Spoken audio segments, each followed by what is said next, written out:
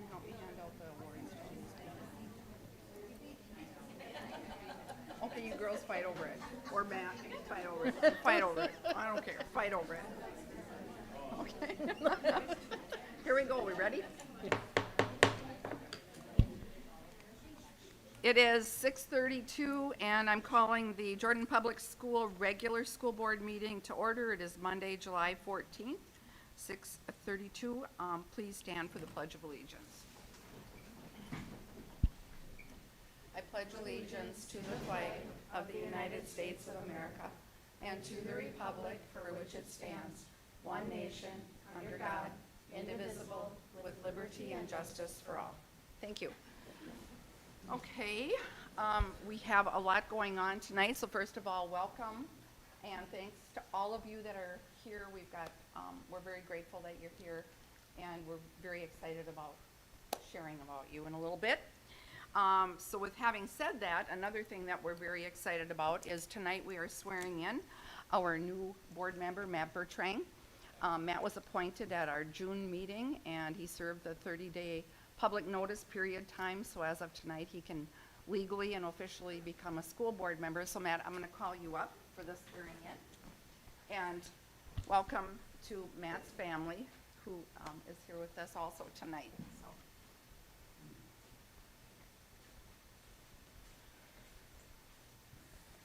Okay.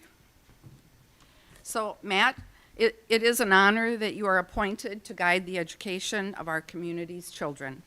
As you recite the oath of office, you assume a tremendous responsibility as the director of our school district with the duties empowered by the Minnesota legislature. This power puts you and the other members of our school board in a position of being both morally and legally responsible for equitable, quality education for every student in our district. In carrying out this responsibility, you will be asked to fulfill the roles of vision, structure, accountability, and advocacy.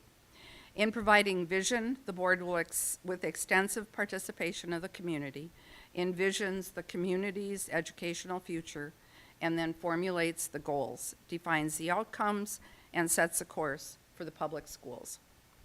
To achieve this vision, the board establishes a structure and creates an environment designed to ensure all students the opportunity to attain their maximum potential through a sound organizational framework. Because as a board, we must be accountable to the community, we must ensure a continuous assessment of student achievement and all conditions affecting the education of our children. As board members, we serve as educators, key advocate on behalf of students and our community schools to advance the vision of our schools. Furthermore, we must strive to work together with the superintendent and staff to lead the district toward fulfilling the vision we have created, fostering excellence for every student in the areas of academic skills and knowledge, citizenship, and personal development. So, okay, repeat after me. Having signed the oath of office. Having signed the oath of office. And let's start over. Having signed the acceptance of office. Having signed the acceptance of office. And oath of office. I hereby publicly affirm. I hereby publicly affirm. My commitment. My commitment. To the oath of office. To the oath of office.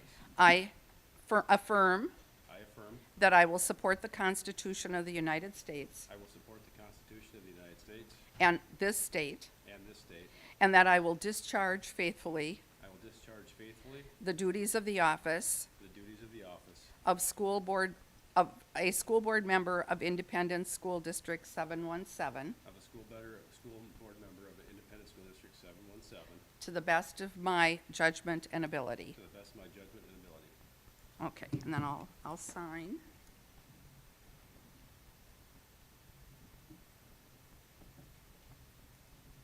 And I'll have you sign. Congratulations, Thank you you. are Thank you. officially a voting member. Thank you very much.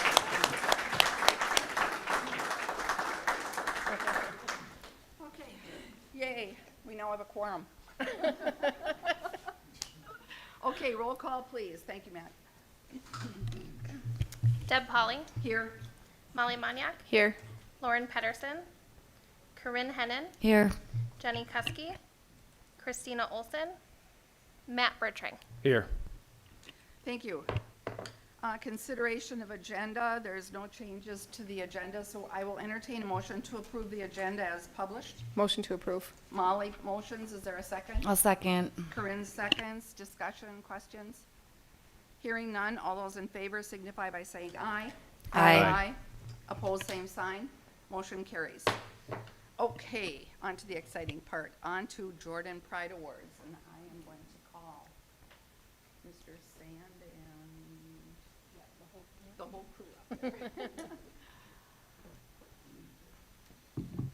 Yes, thanks, Board, for having us this evening. We've got a long list of some exceptional student athletes to honor here. We're going to start with Hannah Norberg, one of our girls golfers. I'm going to invite Coach Ozzie Sand up just to give a little context for some of her accomplishments this season. If she sounds familiar, it's not the first time she's been here to accept this award, but she just continues to get better and better. So I'll hand the mic off here to Coach Sand as we honor Hannah. Thank you for having us tonight. My name is Ozzie Sand. I'm here with Hannah Norberg. She's a junior at Jordan High School. Hannah had a great year this year. Started her year off strong, winning some events. A main one down in Summerby, which is a Byron Invite. That led into a great conference season where she ended up finished second in our conference individually, so she was named all conference, leading into our section meet where she ended up being our section champion, which was exciting for her to bounce back because the person that she lost to in conference, she beat in section, so that was great for her to bounce back and be our section champion. This is her fourth time at the state tournament. Her as an 8th and 9th grader, she was there as a team. In the past 2 years, she was there individually. She finished in 22nd place. That's her best place. She is not happy with that, but that makes us, that makes me excited as a coach because I know she's going to push herself all summer to improve on that next year. So we're excited for her this summer and also coming back to lead our team next year as we had no seniors, and she'll be a great leader for us, and we're really excited for her senior year. So congratulations to Hannah Norberg.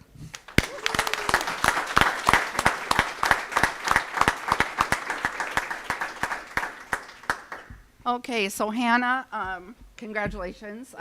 Most of all, congratulations on being a role model for the other students in our district and for being a great kid. So we have a Jordan Pride Award here. It's presented to Hannah Norberg for AA State Golf Tournament participant whose endeavor for excellence has shown character, determination, and hard work that represent the values of our school and community.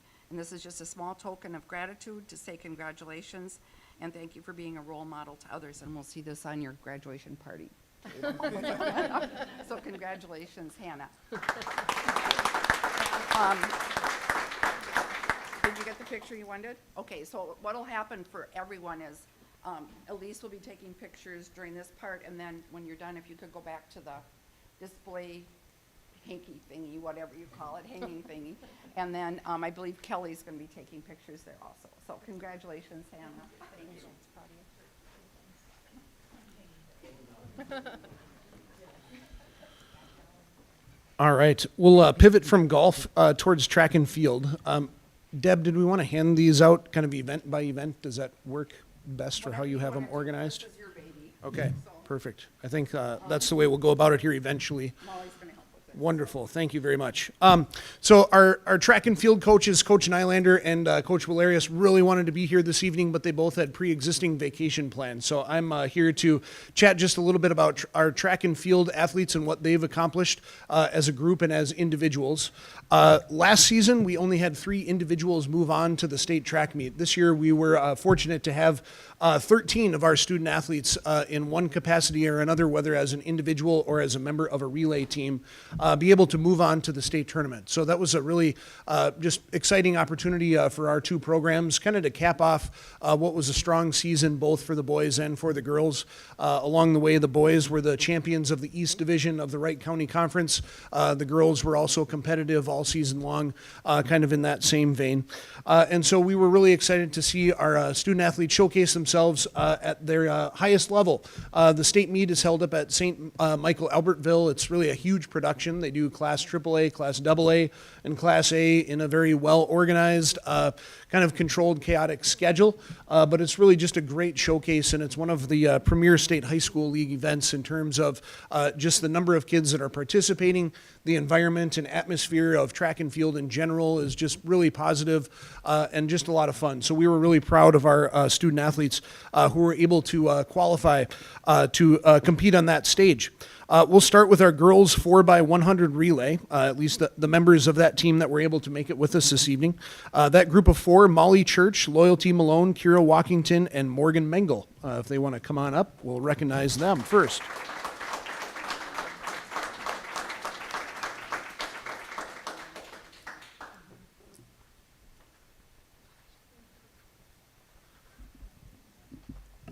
All right, so of the four, we have Morgan and Molly here with us. They were a part of our girls 4x100 relay team, which again was just able to cap off what was a great season for them in terms of their accomplishments. So if we could recognize the two that are here, Morgan and Molly.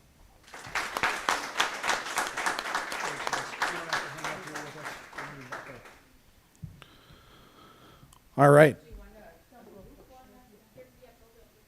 Just over. Okay, perfect. All right, up next in boys triple jump, Noah Salzwedel.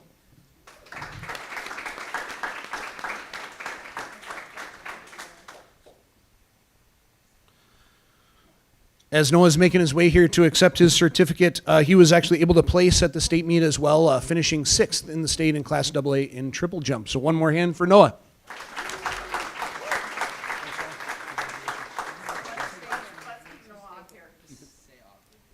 You've got another one. So. Yes. Oh boy, it's a tough break. Unfortunately, unable to join us this evening, Braden Davis qualified as the in the boys high jump. Braden's kind of an interesting story. He left the track and field program for a couple of years, but came back and qualified for the state meet. So nice accomplishment for him. Must be nice to have that athletic ability. In boys long jump, Mason Adamic. Is Mason here with us? I don't think he was able to make it this evening either. Mason in long jump, he was also a member of a couple of our relay teams and was a sprinter along the course of the year. With us this evening, we do have Owen Halverson, who qualified in 2 events. We can do those both at the same time. The boys 200 meter and the 300 meter hurdles. Come on up, Owen.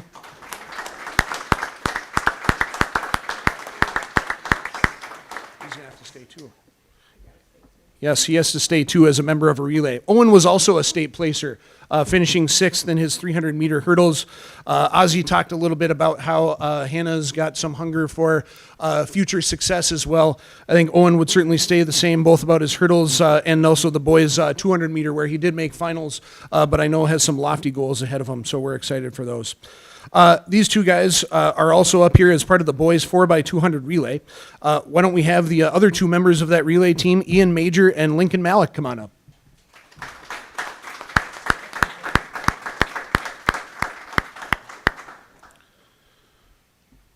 All right. Ian is joining us here. We've got the 4x200 relay team ready to accept their awards. So let's give one more hand here for Ian, Noah, and Owen.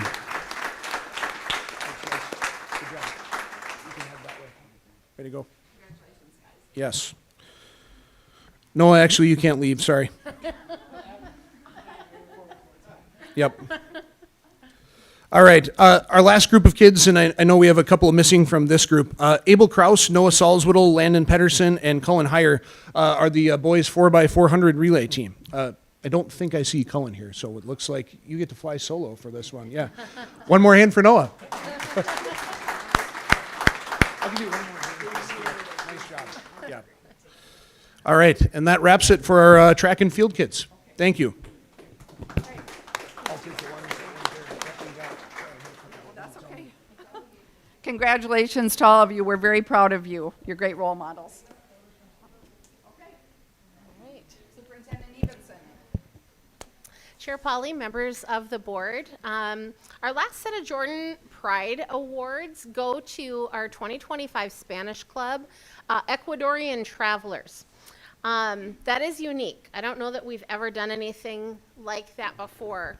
However, I think their whole travel experience was pretty unique.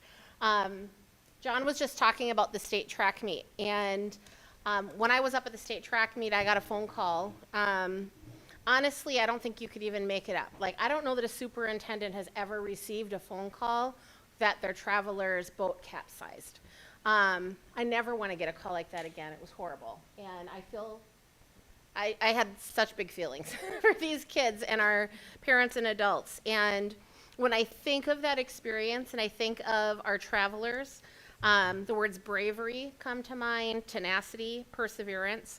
We have incredible adults that were on that trip with these kids and just kept things going. We have incredible kids. And I know we know that and we say it all the time, but we really have some special kids. I think we need to recognize as well our state reps who within 15 minutes of me reaching out had a plan and had a group text going with our troop leaders just to help work with the passport scenario. Angie Craig's office, I think she was on a message with Amy and myself within 15 minutes, I think. And that is just a testament to those people as well. And so I just want to welcome you back. Glad you're all back safe, and I want to say thank you. I don't know, Amy, if you have anything you want to share or say. I'm putting you on the spot. I didn't tell you you'd be doing that, but if you want to, the podium is yours. Personally, I just want to thank all of you as adults. I cannot imagine. I just can't imagine what that felt like and how scary that was. And you all kept it going for the kids and kept them safe, and not just physically safe. Like that's an experience most of us will never have. And you really cared for our kids. So thank you so much to all of our travelers. We're grateful. So, I don't, Amy, if do you, no. Okay. Okay. Okay, well, thank you. Yeah. Yeah. I just want to echo what Superintendent Evenson said. I suspect that each of you that experiences within your group has made a bond that you will take with you for the rest of your life. And we are so eternally grateful for everything that all of you did, from the students to the chaperones. And we're just so grateful that it turned out as good as it did. And we can't thank you enough. Again, there are no words. So the certificates for this Jordan Pride Award read, "For your bravery and tenacity during unexpected challenges, 2025 Spanish Club trip to Ecuador traveler, whose endeavor for excellence has shown character, determination, and hard work that represent the values of our school and community. This is just a small token of gratitude to say congratulations for coming home safely, and thank you for being a role model to others." So thank you. So, and with that, Corinne is going to help me with the certificates. I know that some of you weren't able to be here, so I'll just call off names, and if you're here, come on up. So, Izzy Addig, Corinne Barledge, Cece Biskins,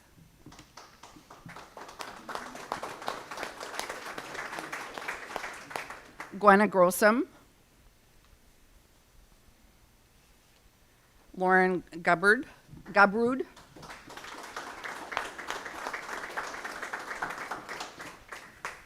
Juliet Klegstad,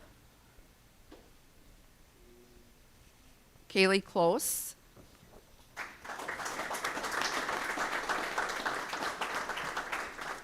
Nico North,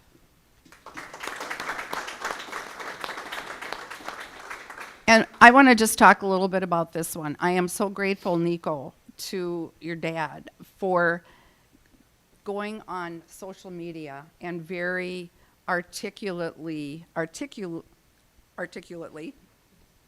explaining what happened that really put everybody in our community at ease.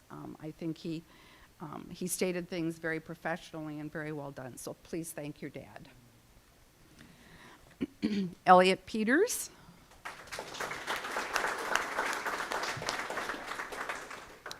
Jasmine Resendez.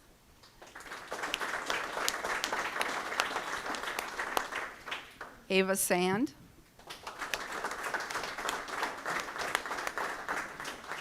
Abigail Schenk.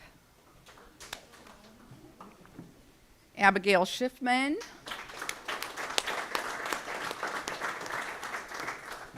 Thomas Schlicht. So I have to ask, did they have you making cinnamon rolls for everybody down there? McKenna Shaw. Logan Spillman.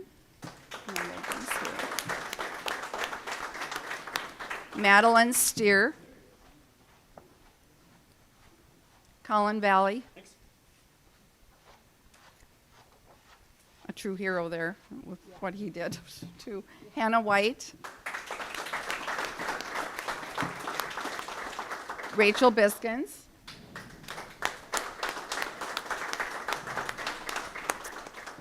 Matthew Culling. Erica, come on.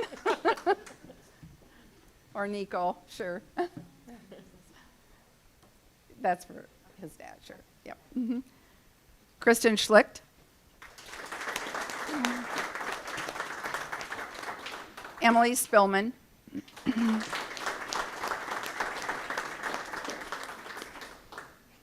Scott Peters.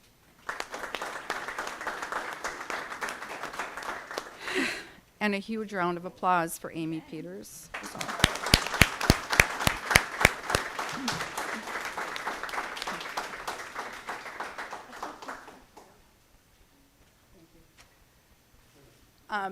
You know, we're just so grateful that all of you, you know, I know there was a lot of talk about possibly turning around and coming home, but I think there's a life lesson learned that, you know, if you fall off a bicycle, you get back on.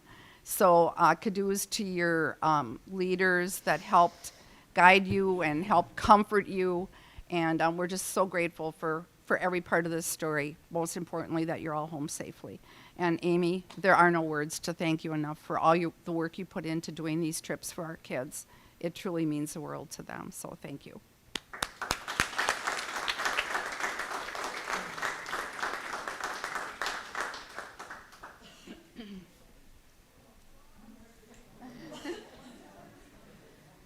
Okay. Thank you for helping. Okay, nobody indicated they were making public comments, so next we're on to the consent agenda. We have the minutes from the regular June meeting, the workshop June meeting, the June monthly financials.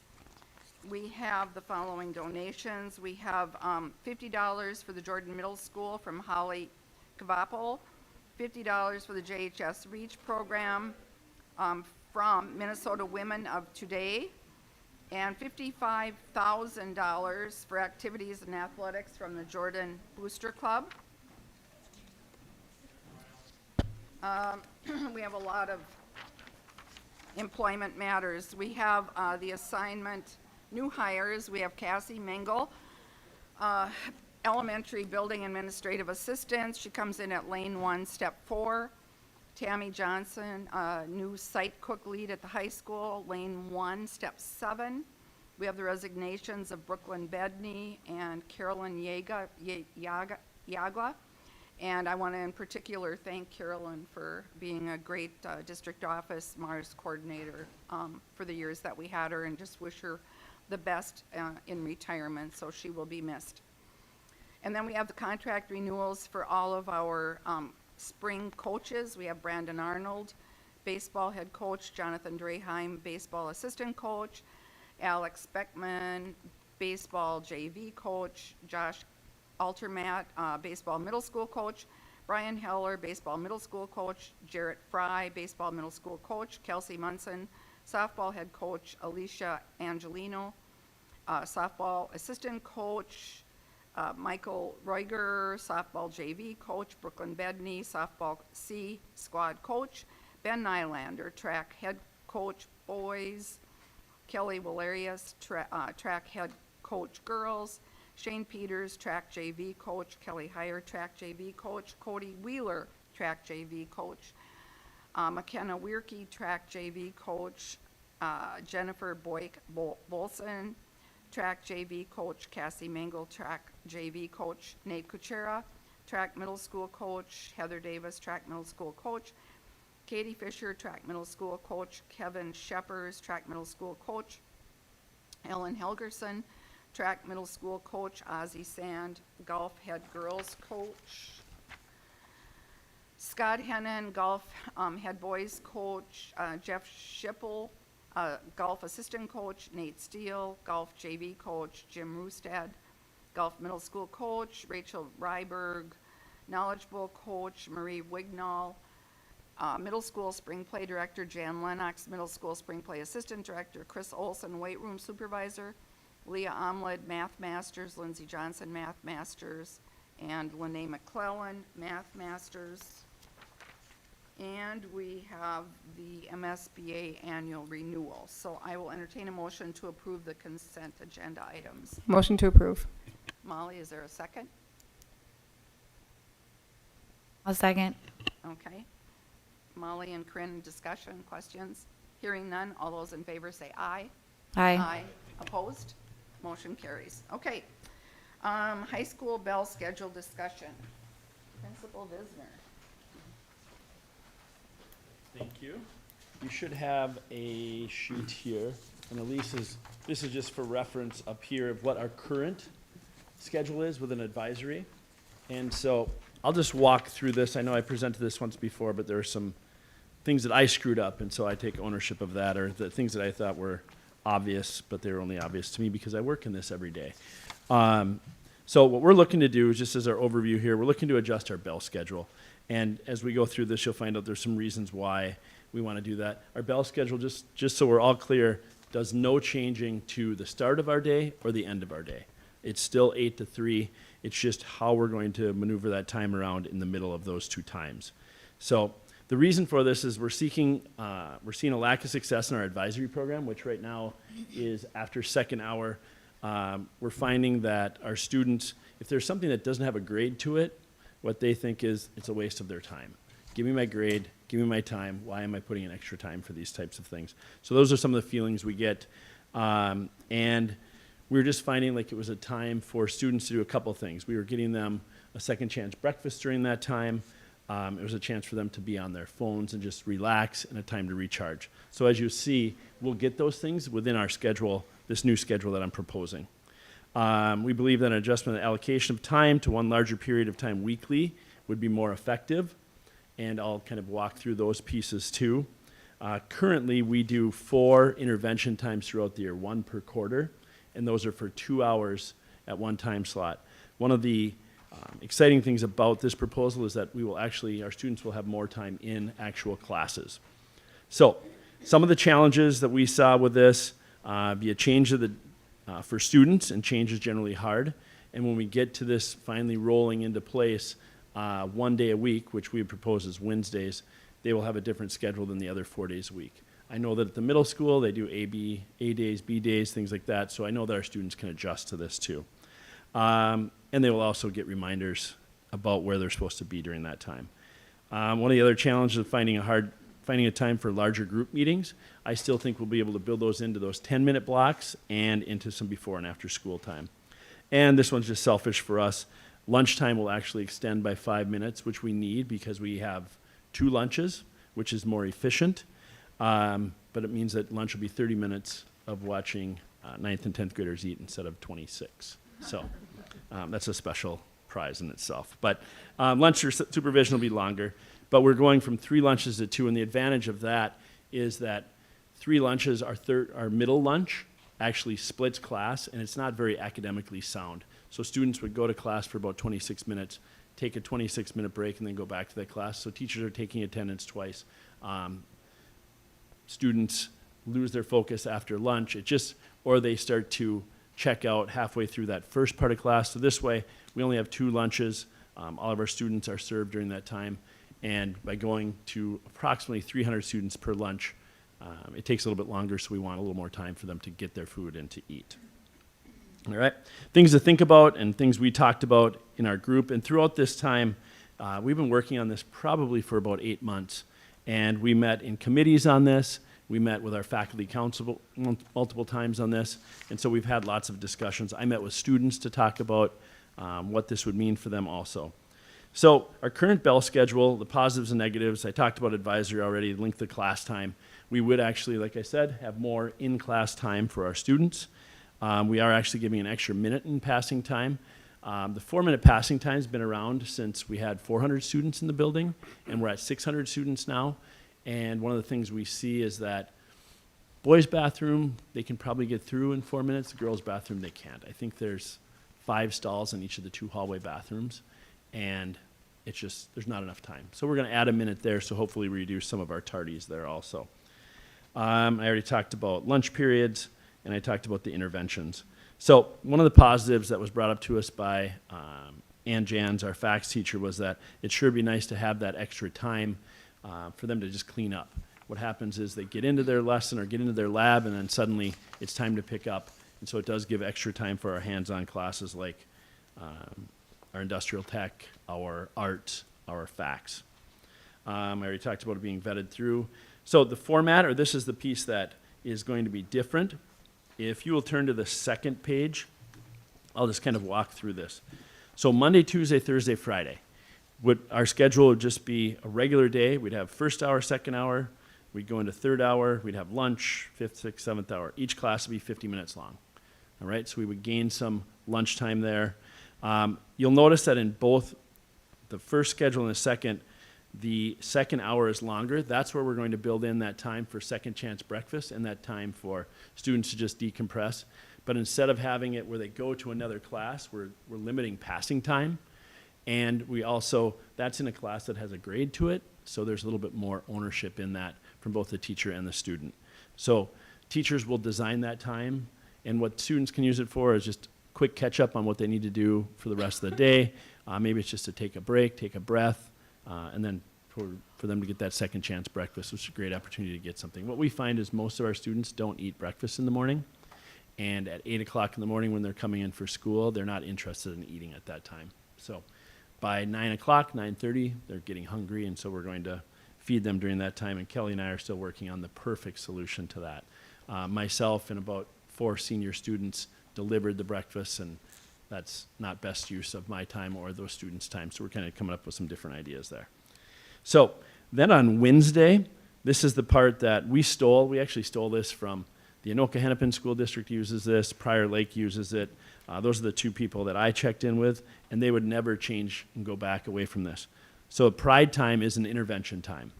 It's a time for students that may be gone for, maybe on Tuesday they're gone, they had to leave early for a sporting event, or they had to go for a doctor's appointment. Now those students have time on Wednesday morning to meet with the teacher and get the work done that they need to get done. So there's the students that'll want to do that, and then there's also students that are going to be assigned because they have to make up a test, or they're behind in what they need to do in their lab class, in creative communication, or whatever it might be.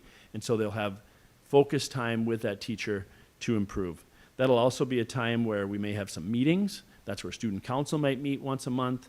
Might have some different groups that want to meet. It's also a time where we're going to use our National Honor Society students to be in the library and to support and tutor students. So some students might be requested to go to tutoring, and some might be requested to go to individual classes. But it'll really be an opportunity for students to get that extra time that they need. And some students, it'll be a reward too, because they may not need to be there that Wednesday, and they get to sleep in, which there's a nice little reward for our students in that opportunity there too. So that's the schedule. It's really just a lot of different opportunities for students. Our students in 9th and 10th grade that don't drive and they come on the bus, we will have spots for them in the commons, in the media center, in the gym. Probably those main spots where we'll have supervisors and have things for them to do there too. I can envision students doing board games. I can envision some students just sitting and chilling out. Some may have their breakfast at that time, their first breakfast, and it's just an opportunity for students to grow and learn and give us a chance to get intervention for them. So when it comes to impacts, I'm down on the bottom of the first page here again. So impacts, there's no financial impacts. It's not going to be any more staffing. It's not going to be any more work as far as costs for the district. You're welcome, Amy. There's also an increase in instructional time weekly, and we do have some shared staff, so Mr. Bakeberg and I will have to work on some shared staff and just making sure that our schedules gel with each other, but we've done that in the past, and there are some adjustments this year, and we were able to adjust for our students and the teachers that travel. All right? So lastly, just my solutions. It'll be the implementation of this new schedule in October, and the reason for that is we want students to get into the practice of being here every day at 8 o'clock before we start this. There's really not going to be any interventions those first 2-3 weeks, and the third week is homecoming. So it could potentially start the last week in September, but we're looking at October 1st. Because right now, in our current schedule, we don't have our first intervention until the end of October. So we'll start it once we have them all. So the first month of the year, our schedule will be Monday, Tuesday, Wednesday, Thursday, Friday, 8 a.m. to 3 p.m., 50-minute classes. And then we'll go into the Pride Time schedule, and we'll communicate that out through social media, through emails, through having announcements with our students, and really making sure we're ready for this. We will have a small group of staff that will help plan this time, and so weekly students will get information on where they're supposed to be and what they're supposed to do. And then, I already talked about that, communication to students and families on this. So I would open it up to questions, or is there anything that maybe you're unsure of on what we want to do here? What are we gaining for the instructional time? Good question.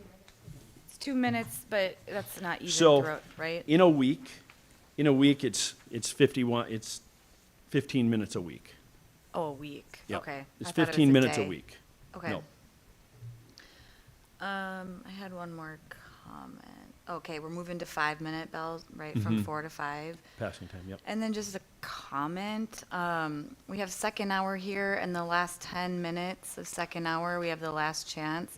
So, but the people that eat, the kids that eat the early lunch, like, they'll be going to lunch an hour later, so I just, Yeah, and what happens is all of the things that we serve are all bagged items. Sure. So those So they can students, always some of those have students them later. grab that stuff, and they put it in their bags, and they have it for 1:30 or 2 o'clock. got it. Or some of them will eat that, then they'll eat lunch, and then they'll eat snack card after that, and those Sure. things too, so, yeah.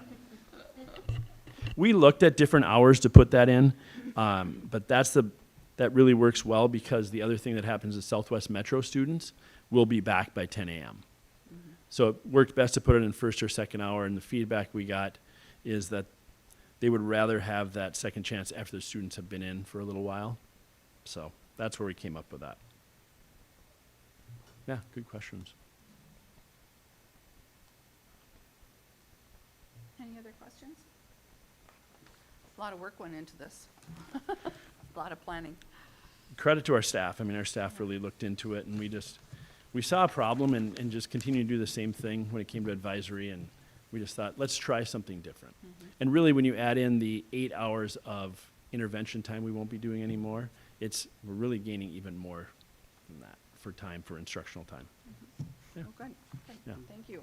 Thank you. Yes, keep us posted on how it goes. Okay, thank you. No. Okay, review and act on the FY '27 long-term facility maintenance resolution. Ms. Haferman. Good evening. I told you I'd be back this month.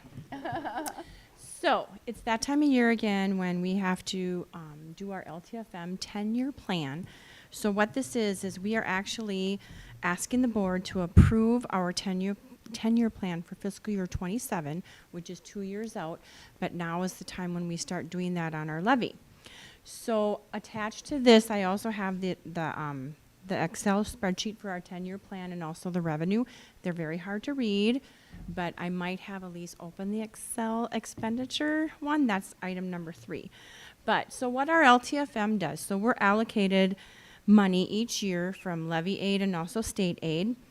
And so take, for instance, so this year, some of the projects that we're going to do, we're going to begin doing our auditorium lighting project. We may not finish it, but we're at least going to do some startup work for it. We're going to use some of the LTFM dollars this year for the roof replacement that's going on at the elementary school. We're going to resurface the West Side Texas tennis court, and then also just our normal health and safety expenditures. So when you have a minute and you want to look at the 10-year expenditure plan, what it's going to show you is what I have to do is I have to go into this spreadsheet and just estimate, and it's all an estimation of our possible expenditures for the next 10 years. And so what that is so I list them And then it also gives our potential fund balance after each year.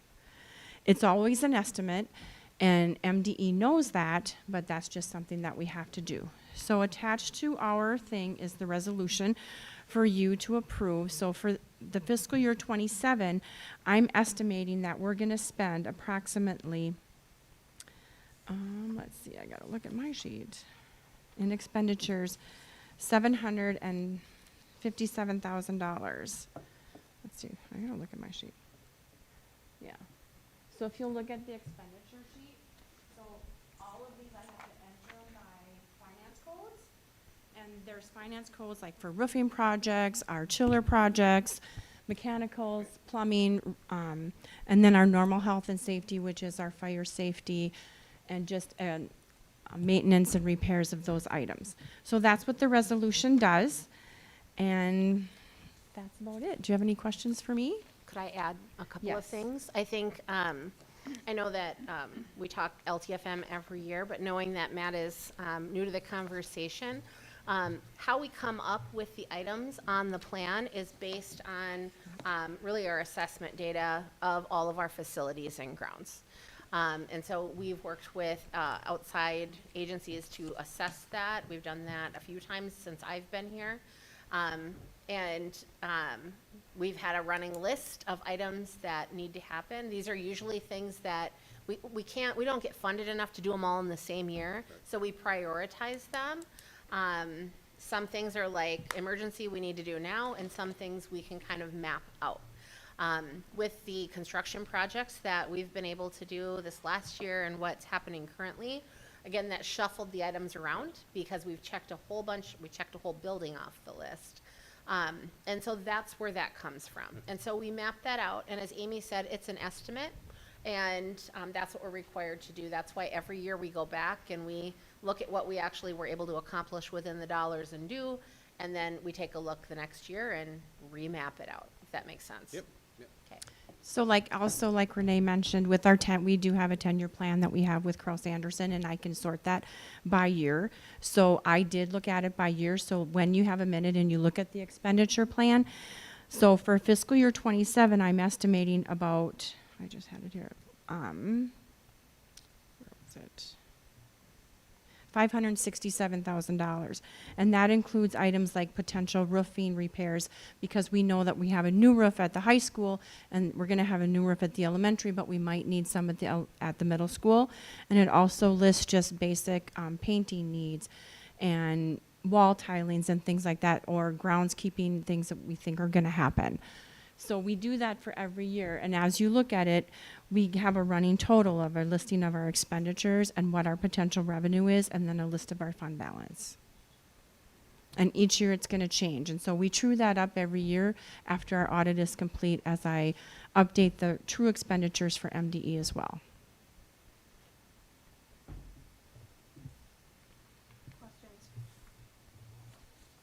So the goals, go over the 25, 26 again, so So some of the the auditorium lighting. Yep, so some of the projects that are on the docket to be done for fiscal year 26 is we're going to probably begin the auditorium lighting project.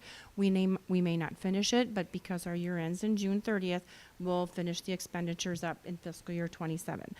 We have allotted some funds to help pay for the elementary roof project. We also are going to resurface the west side of the tennis court, and that's a major chunk. That's probably like $200,000. And then it's just our also basic health and safety needs, like our PPE, our fire maintenance, yearly testing, and hood testing and things like that has to happen. Okay. Questions?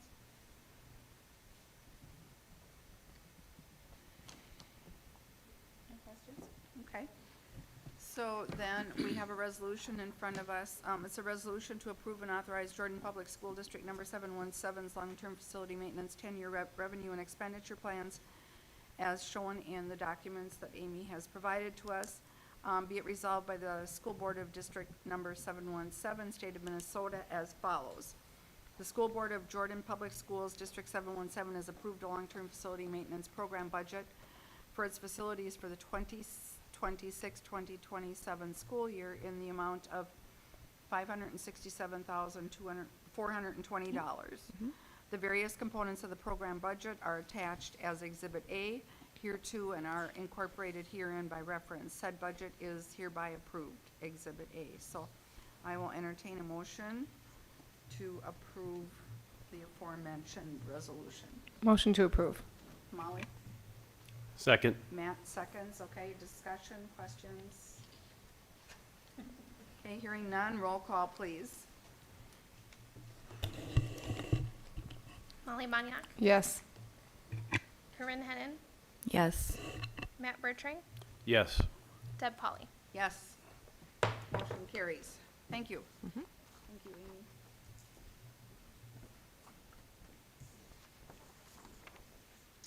Okay, our next item is milk and bread bid update. I know you guys are all on the edge of your seat waiting for this one tonight.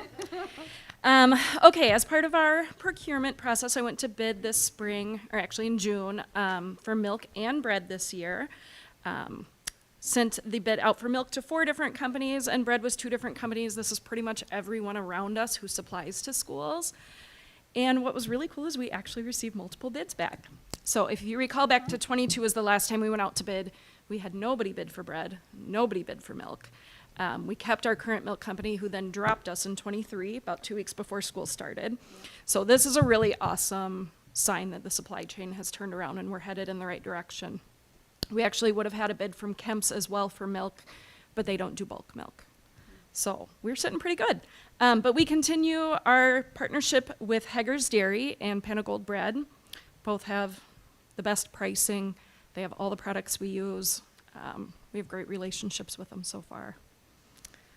That's all I've got for you guys. Any questions? I just had a comment, Yeah. on the name of one of the bakeries. Isn't that funny? I know.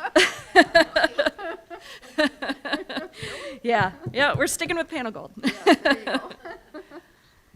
Alrighty. So it's within the range of what we've been paying and stuff. Yep. We're gonna have the same Yeah. wonderful chocolate milk. Yep, we'll have the same chocolate milk. Yep, everything is staying the same. Great, good. Yeah. Good. Prices go up slightly, but that's Sure. to be expected.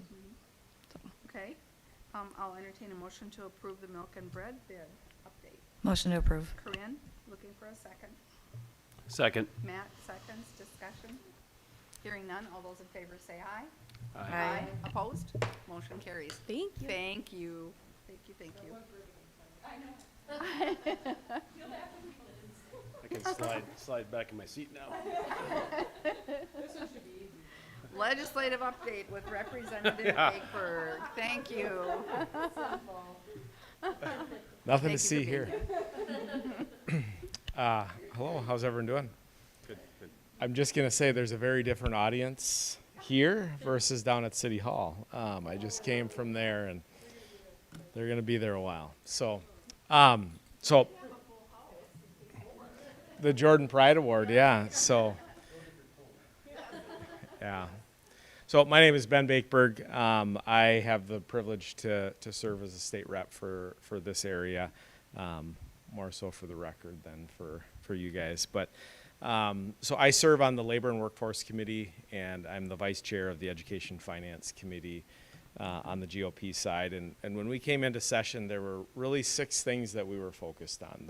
The first thing was addressing waste, fraud, and abuse, so stopping fraud in Minnesota. The second thing was to pass policies that make Minnesota more affordable for our families, to make Minnesota safe for our families, and then to raise standards and reduce the mandates for our schools.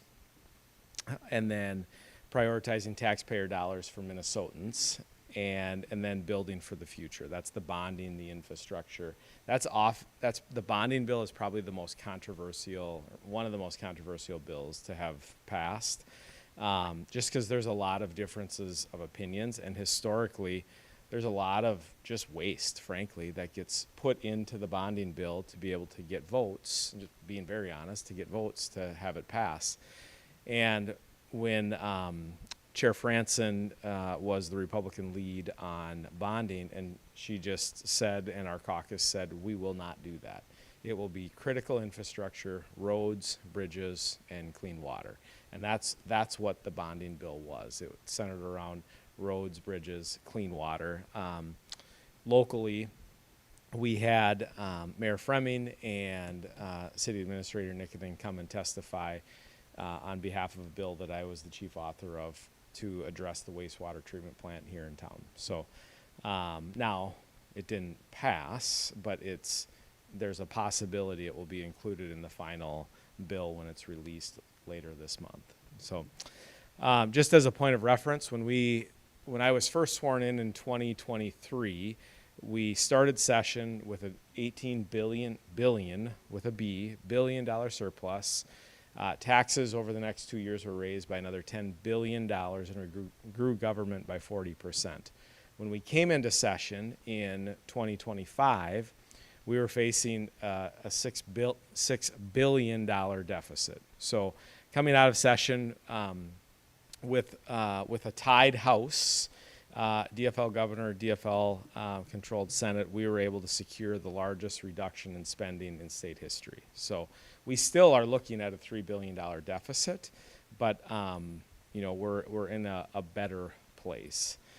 There were countless tax increases. If you listen to my colleagues, tax increases proposed, and if you listen to my colleagues, they said, well, I would have just raised taxes. We would just do revenue raisers. That's code for I'm going to raise your taxes. And we just said, no, we will not do that. We will not agree to a bill that increases the tax burden on families.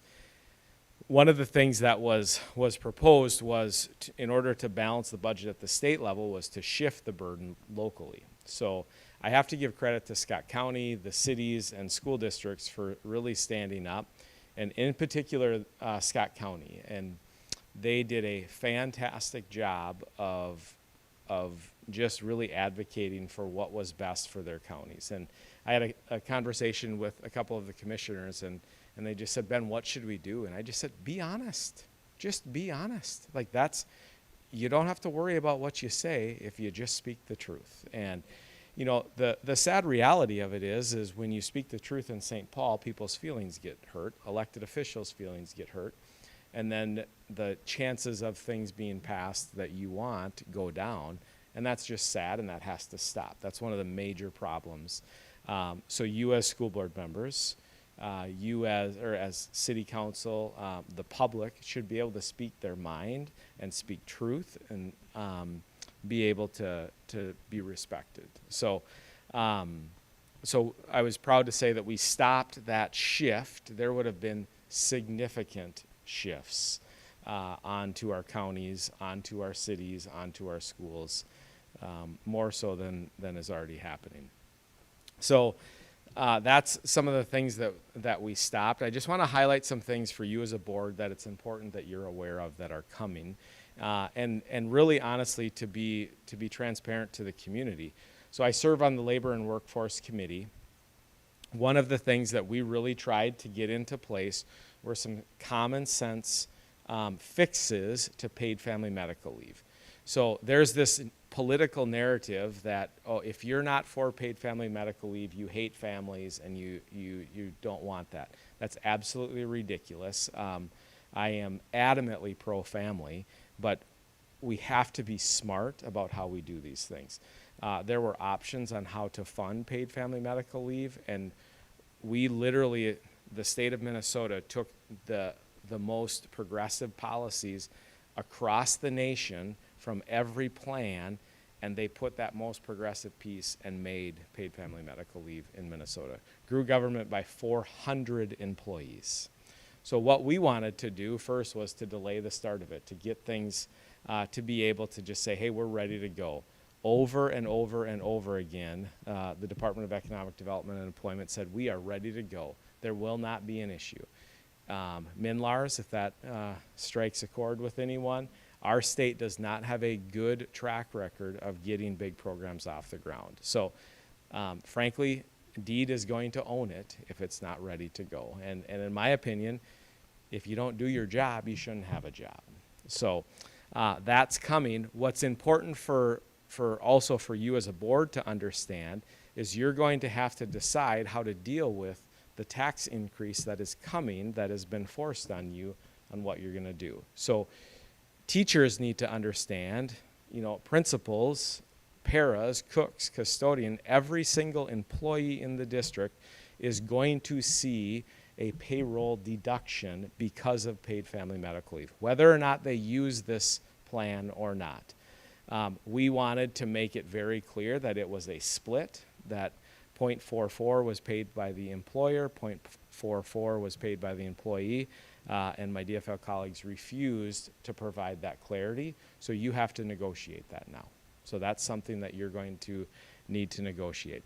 And you have a limited amount of resources, so if you pay that 0.88 amount, then that's less that you have for salary and benefits. So whatever way it goes, there will be less money available to pay the people that serve our kids every single day, because we took the most progressive approach to providing paid family medical leave. Senator Pratt had a private option that's no longer available because of what we have in place now, where we could have accomplished the same type of benefits a year early. It would already be up and running, but that was not acceptable. So that's gift number one that I bring you, I guess. So that was passed in 23 originally. It was tweaked in 24. In this last legislative session, you also need to be aware, at a very high level, we cut about $71 million from funding to schools. And this is the reason I voted against the bill. So we cut $71 million to schools, so think about that. And we're in a budget deficit, so everyone should feel that weight. The only problem is the state agencies all got their increases. So we increased the Department of Education budget by $18 million. So that makes absolutely no sense. And that was, and I don't want to be partisan, but this is the reality, and people need to know. During the special session, the governor was adamant that his agencies got their operating increases. So the agencies all got their operating increases, and you will have less money to negotiate contracts for our educators. That means that our educators will have less for them. The other piece, there's $250 million in cuts that we have to find in a blue ribbon commission for special education. If we don't find those $250 million in cuts, that will come out of the cross subsidy. So that means, and the cross subsidy is that, the cross subsidy for special ed, it basically is going to end up being a gen ed cut to school districts. I had a bill, a paperwork reduction bill, and it was I worked with special ed groups, very rational, in my opinion. Obviously, I'm biased, I'll own that. But just eliminating some of the duplication that happens within the special education paperwork process, so that our special education teachers aren't doing paperwork and they're working with kids. Novel idea. Everyone agrees that there's too much paperwork, but there was little agreement on how we actually got there. So the reason I share that story is, even in something that is as simple as paperwork reduction, we couldn't find an agreement on. So to come up with $250 million in cuts is going to be extremely difficult. So we had, if you listen to any of my floor speeches or whatever, you probably heard me talk about local control, mandate relief, and funding flexibility. That is, at a nutshell, what my whole goal was in this legislative session: to reduce the over 65 mandates that saddled schools. And we got some, but one of the main ones that I was working on was centered around elementary principals being able to use their professional discretion to suspend kids. And what I'm going to, kind of an overarching theme as board members, as the public, as educators, when someone says, my kid doesn't feel safe in the elementary school, I would highly encourage your response to be, you need to call the department and make your voice heard, because they have tied the hands of Mrs. Barnett and every elementary principal across the state. So I don't mean to be graphic with this, but I think it's important that you hear this and that the public hear this. There was a little girl that had a pencil shoved into her privates while sitting in her second grade classroom in northern Minnesota. The principal and the superintendent called the department and asked, we need to suspend this kid. The Minnesota Department of Education said, you cannot suspend that kid because it is not an ongoing safety issue. So let that sink in. So that child, and we can debate, that kid needed help, totally agree. But that kid should not be sitting in class next to that little girl the next day. It's a one-room or a one-section school. They didn't have another option. That is the reality. On the House floor, I went and I worked with the Elementary Principals Association. They shared countless stories with me, and I read them on the House floor. And again, I don't mean to be partisan, but every single one of my DFL colleagues voted to not support their elementary principals, their elementary teachers, their elementary students in that way. It's unacceptable to me. So when people are mad at Mrs. Barnett for not keeping the elementary safe, look them in the eye and tell them they need to call the department. So that's mandate relief. I could go on, and I think I'm keeping you from the end of your agenda. So local control. I'm going to push you a little bit as a board, and I'm going to push you as a superintendent, Mrs. Evenson. Local control is important. ISD, independent school district, is important. So one of the things that we had in this final education bill, and just today, the department is already trying to unwind this. So the literacy incentive aid is what it used to be called. It's now called literacy aid. In the final education bill that we negotiated, as long as you as your aid or your literacy plan matches how you're using your aid, the department has no discretion about the approved list. So as long as Wonders is part of our literacy plan, the department does not have the statutory authority to say, no, you can't do that. So we as districts need to push back more on the department and say, here is how we interpret this statute. Here is what our legal counsel is saying. What is your statutory authority? And they're going to come back with their interpretation, but we have to continue to say, nope, this is the statutory authority that we are operating under. Because what we have seen is that they will pick and choose when they use it and when they don't. And I don't mean to bash the department. There's amazing people working at the department, but there are some that are pushing things that they should not be pushing, to be very blunt. So you know what's best for your local district, and you need to make that decision and talk through that. Just today, they were trying to make some changes and tweak things, and our researcher was on the call and just said, nope, this is not what happened. So you will hear Senator May Quaid said it on the call that, oh, we have to correct that now. Well, no, I'm sorry. We are not going to correct that because that empowers local control. The last thing is funding flexibility. And I want to talk about universal meals. And there is not an educator across the state who does not believe that feeding kids is a good thing. Kelly does an amazing job. Her staff does an amazing job.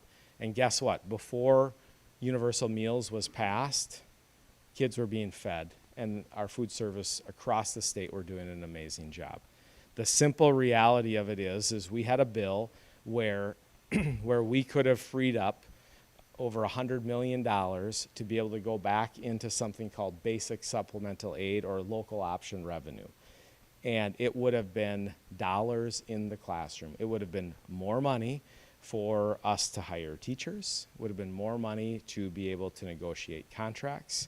But time and time again, we were told that is untouchable. So that will be something we continue to talk about. Just like when you as a board are having conversations about budget cuts and we say there's no sacred cows, we're in the same boat with universal meals. And is it great to be able to feed every kid? It's great. Is it a great political talking point? Great political talking point. But what we did with this bill is we raised the threshold to a family of four making under $160,000. They were all covered. So anyone in a family of four making over $160,000, they would pay for their child's lunch. You know, and I think what I heard over and over again is that's pretty common sense, Ben. Like, and what I heard from families that would have paid for their lunch is, well, I can pay for my kid's lunch, but I can't hire another math teacher. I can't hire another third grade teacher. So I would rather provide the funding and the flexibility and let the local board make the decision. So with that, I mean, I could go on and on, but I would just open up the questions for you guys. Questions for Representative Bakeberg? What do you mean when you say they're going back and trying to unwind things? Didn't you guys finalize your bills and they're done now? Or now, like, I don't, like, what does that mean? So there's this thing called legislative intent that agencies will sometimes twist to fit the narrative that they want to have happen. So they are interpreting the statute differently than what the intent of it was. Got it. So But you said it in the beginning too. I can't remember what you were talking about. In the very beginning, I should have wrote down the note, but because you said something about trying to make tweaks to it or something, so I was just, well, I think paid family medical leave is Okay. probably what I was talking about. okay. And this becomes a discussion of worker versus employer or job creator versus worker, and it's not that at all. Like, you know, if just use you guys, I mean, you care about any of the employees, regardless of their bargaining group. And you know, one of the things that we really tried to do was to exclude, you know, schools, counties, cities, because you know, the benefits that all of these groups have been negotiated over a long period of time. So for paid family medical leave in particular, you're going to have, it's stacking benefits. So it's, you know, you can have 12 weeks for family, 12 weeks for medical, a max of 20 between those two, on top of the leave that you already have. So, you know, we could have a paraprofessional out for a good chunk of, you know, of a semester, or, and then it gets into the discussion of, you know, how do we fill that position and all of those things. So. But you're saying under that, we will have to decide as a board how that gets split between the employees and the district, like what we're gonna support? No. No? It's part of, it'll Okay. be a bargaining discussion that we have. And my communication, and I think you and I have talked about this, is that we are required to have a discussion at negotiations, but there's not a requirement of where that we have to actually negotiate it. And there's a .88, I think it's 88. It's 0.88 right now. 0.88 right now tax. So what that looks like then is when we have that discussion, you know, we'll talk to our bargaining groups about, you know, splitting the .44 on our end, .44 on the employee. All of us, I'm an employee too, I will have a payroll tax that comes out. Ben will have a payroll tax. Everyone will. And I don't know, I've tried to communicate that, you know, when I've had every opportunity with staff. But I don't know in the general public that people really understand that at their job, they're probably gonna have a new payroll tax coming off, because I feel like that has been very glossed over. So we've communicated that a ton here, but I haven't, I mean, that doesn't make the news, so. I've talked to a number of teachers who are completely, you know, in and out of this district, completely oblivious to that this payroll tax is coming on January 1. And I've been intentional. So imagine if your employer hasn't been intentional to put it in writing, put it in a newsletter, say it in a full meeting in front of them.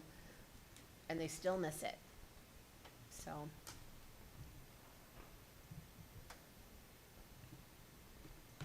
So, the media has been talking a lot about the possibility of a special session, depending on what happens with the federal Yep. allotments in the Department of Ed. What do you see that, what do you think that would look like if there's a special session? Are they gonna try to come up with more money for schools, or? No, I mean, the Medicaid is the big piece that's being Right, talked about yeah. right now. And, you know, I was talking with one of my colleagues, and he said, you know, Ben, we're in the midst right now of the hysteria campaign. Yes. Because the reality of it is none of us really know if there will be a special session or not. You know, and I think if it's any indication of our last special session, much of it will be negotiated ahead of time, and then we'll come in and we'll pass what we have to. So it'll simply come down to what happened in the last session. You know, my DFL colleagues will want to raise taxes to offset it, and we won't. So it's going to be this discussion, and I mean, I can find $18 million just like that. We just cut the Department of Education. Because during session, we had the department come before us during our education committee, and I asked just some simple questions about the growth in the agency. They weren't able to answer it. You know, a $10 million increase. You know, I asked, you know, what was your increase over the last biennium? Didn't have it. Number of FTEs that they increased by, didn't have it. And eventually our chair just said, Representative Bakeberg, I think you have the answers. Can you just tell them to move this along? So then I went through and, you know, it would make sense that we go back. Or it would make sense that we don't fill the positions that aren't even filled yet, because there are countless positions out there that haven't even been able to be filled, but they're still budgeted for. Yet we have kids sitting in classes with a large number of teachers, and it's just unacceptable to me. So that will be where I go right away. Yeah.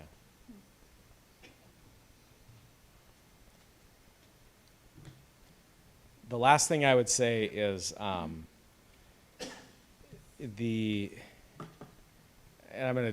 really appreciate you guys, and I really appreciate the work that you do as a board. And I really appreciate our community. You know, I live here in town, and on June 14th, Melissa Hortman, her husband, were murdered in their home, and John Hoffman and his wife were shot in their own home. And the thing that is the worst of society. But also in really difficult times, you see the best of society as well. And I was just at City Hall and was able to thank the police department, and they sat out in front of our house. And, you know, my son is, you know, he's 12 years old. So, and he was scared. And to be honest, like, we didn't know what was happening early on. And I wasn't on the list that was out there, but you worry about, but driving up the hill to our house, you know, seeing the Jordan squad car sit there was reassuring to my family, and you see the best. And I walked out at one point, the Jordan PD got called to a call, so Scott County came and were parked there, and I walked out there and expecting to see one of the Scott County deputies, and it was Sheriff Hennon sitting there. And I'm like, Sheriff, what are you doing? And he's like, I got nothing going on today. I had the day off, so I just thought I'd come and sit here. So I think we have to continually remind ourselves that is our community. And when we get so polarized and so divided and let the extremes run things, we have to remember that there are amazing things happening in each of these buildings every single day. And we can't let the extremes divide us anymore. And I would just challenge the community, I would challenge us as a board to just say, no, we're not doing that. That is not how we are going to be in this community. And, you know, I said it at at the city. If someone is upset with me, if I make a vote and you don't like it, posting it on social media is not going to solve the problem. Give me a call. My cell phone is out there.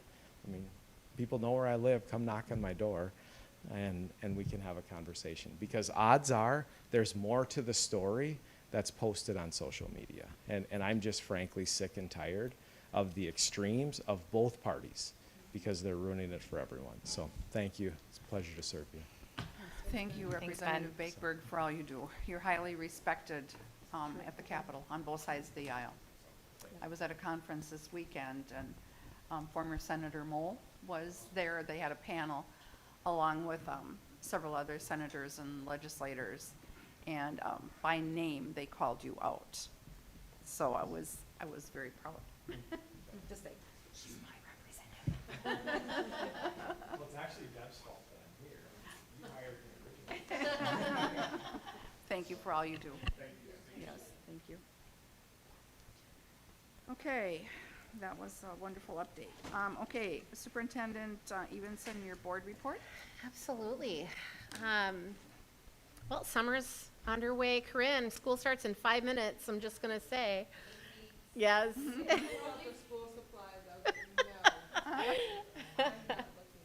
I don't know if you caught it in my weekly update, but I did give you a shout out. But we are really busy planning for the school year. Our custodial teams, you probably notice if you've, walked even through the middle school, despite having all of the programs here, they are really making progress, and they're cleaning and prepping the buildings for the school year. The administrative teams are busy switching over that information and rolling over student data, and just all the prep work that goes with that and finalizing schedules. District office staff are busy closing out this school year, and all the financial pieces with that, and really working through the enrollments and all of that. And obviously, you know me, I check the enrollments daily, check the ads, check the drops, and see where we're at. Summer programs are going really well. I really am proud of what we do for students here, just talking to other colleagues in other districts. And I think we have a unique program where it's very experience-based, and students get to do really unique things in the summer that they might not otherwise get to. So I just appreciate that very much. It builds some really good life skills for our kids. Fall open houses are on the calendar. August 28th will be here before we know it. So mark that day on your calendar. Families are going to start to receive information, regarding the new school year in early August. I know that feels a little early, but that's going to be coming. I just was messing around with my calendar, and I noticed Run of the Mill is really close. So that's going to be coming up. Heimat Fest will be coming shortly after school starts. So we have a lot going on. But it's the 40th annual Run of the Mill, so I just want to throw that out there. That's a big darn deal. 40 years, that's pretty cool. Yeah, yeah. So that'll be fun, and information I think is already out there for people to register and it'll be through the community ed brochure too. Those will be coming August 4th. I know Elise and team have been working on the brochure in their free time between midnight and 2 a.m. Just to get it done and get it out there. I'm just kidding. Kind of. But yeah, there's a lot going on. Building projects, gosh, what can I say? We had our tour a couple of weeks ago, and it's even more completely different since then. I send you guys progress pictures and that. Things are going really well. Our crews, are doing flooring and finishes and all of that throughout much of the spaces. We'll have a video coming out to the public really soon to give a peek as well. But I'm feeling very solidly we'll be ready for open house, and things will be great. Sunset Drive, I meet with them weekly as well. That project seems to be going really well too. Thankfully they build in rain days when they map out what the project outside in the summer will look like, because we have had a rainy summer. But you can start to see things taking shape out there. I think if things are still on schedule, I think we'll even start to see some cement work yet this week, probably down closer to the JES area. But once they start getting that, things move pretty quickly. I know they were doing a lot of underground work last week, and you can tell right now, based on the pictures that I sent you last week, last Wednesday, there was a giant hole you could fit like pickup trucks in.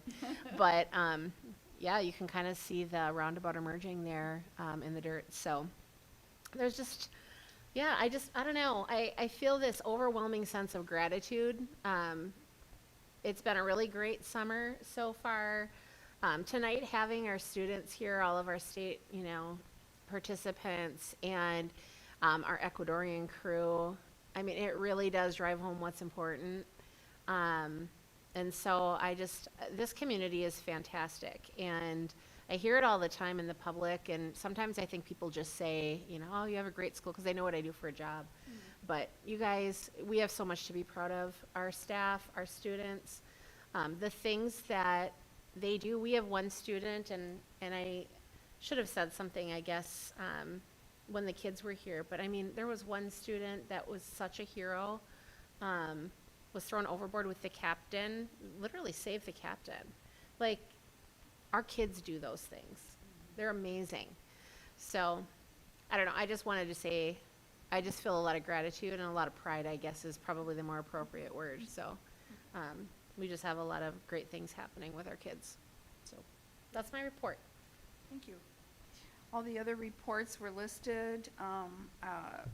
I just want to comment on the high school report that 2 of our kids in summer school completed their credits and got to graduate. So I thought that was really awesome. Any questions or comments about any of the other reports? I did have a few questions about the middle school, the fast bridge scoring things. Maybe we can talk another time about that. So sure. But otherwise, great reports from the admin team. So then we will go on to committee reports, budget finance, always a work in progress. City school has not met. We probably have one coming up soon. Nope, we only meet 4 times a year.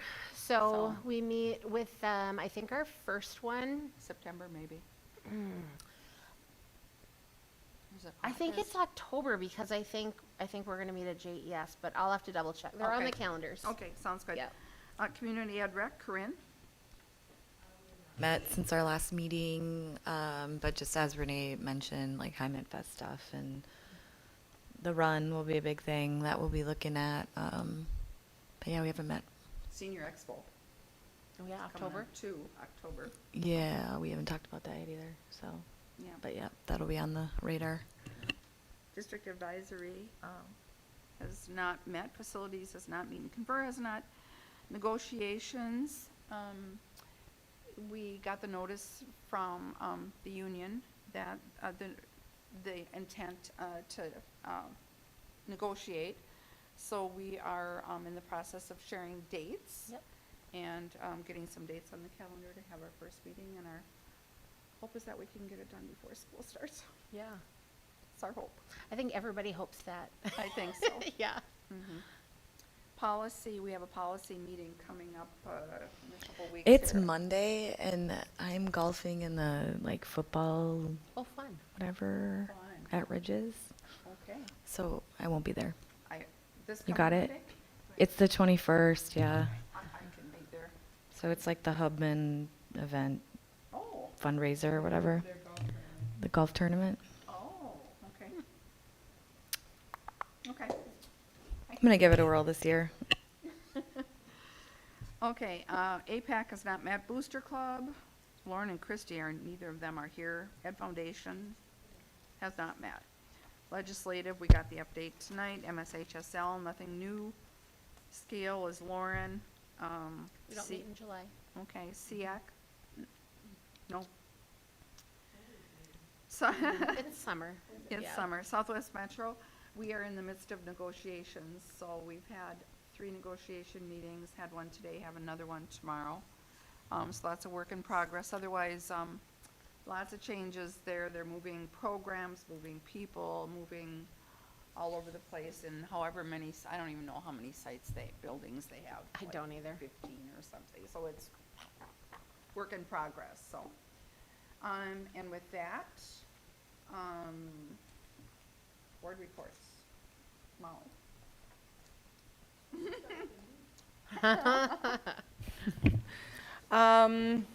Let's see. This weekend was fun for the little Jordan girls softball, the little kids. So my 10U team took third place in state, and the other 10U team actually won their tier. So pretty exciting. So that's literally what consumes my life is softball every day. But no, summer's good. It's nice and, I mean, outside a ton. Just enjoying time with the kids. Really don't have much. The kids are busy in camps, and I mean that's been June and most of July, and then we'll have a month of just summer. We'll be on vacation. I'm going to cabin. I'm not going to Banff. Okay. I'm going to Brainerd. Okay. So yeah, I don't know. And summer's just kind of. I mean, it's fast, but it's slow, I guess, if that makes sense. Like, we're not, like, as busy as we are, yeah. But congrats to all the track athletes. Really, 13 kids, that's awesome. So, yeah, that's it. I just want to, first of all, thank you for the appointment again, and let me hang out for many meetings. So, we just returned, my son and I just returned from Michigan for 5 days out there for a national championship trap shooting competition, where 1,800 kids were shooting. So it was pretty remarkable to see all the kids. I mean, you've got 1,800 firearms and not one accident, nothing. So, and credit to our coaches for Jordan Clay Target that they keep everything organized. We did see some not so much organized from other teams. So for our coaches, everything was just super organized. I think there was 9 athletes total out there. So it was fun, a lot of windshield time. But then my daughter's doing 2 nights of dance, I think, a week, if not 3, I can't remember. So yeah, just fun. It's like you guys, just busy stuff. And then kind of looking forward to school year, get the kids back in school. So, but thank you again. Yes, and officially welcome again, Matt. Glad to have you on board, and I appreciate the fact that you have been in the audience, that you've been faithfully attending meetings, and that speaks volumes. So I really don't have too much. I did go to St. Louis week before last, or 2 weeks ago, whatever it was, for a school safety seminar through the Minnesota School Board's Insurance Trust that I serve on. So I've talked with Renee about that, and I think we're going to be doing a little annual update on just school safety things. So it was quite a conference. Our keynote speaker was the principal from Columbine High School, so it was very intense. During that time? Yes, during that time. Okay. Yeah, it was very intense. And then last week I was in Duluth for, I'm on the Brightworks board, which is a service cooperative that we're a part of. We had a conference up there, very good conference on school stuff. So other than that, I will entertain a motion, just a minute, I have to read this. Adjourn to go into closed session per Minnesota State Statute 13D.05 subdivision 3A for the purpose of superintendent evaluation. Motion to go into closed session for all the things you said. Okay, is there a second? Second. Okay, and that is at 8 o'clock, so we will